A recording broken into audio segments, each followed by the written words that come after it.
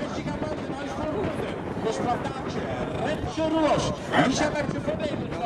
Voor de bijrijders en Raya van Ees. En de dame helemaal terug heeft. Miss Marissa van Ekkervoort. Succes.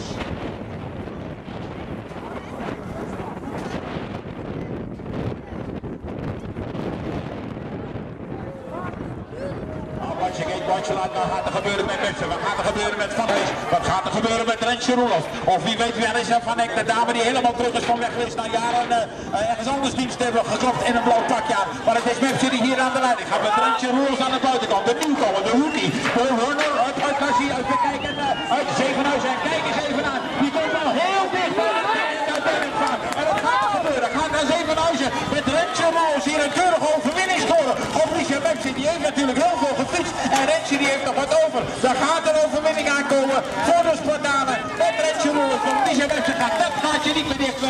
Ze gaat een kampioenschap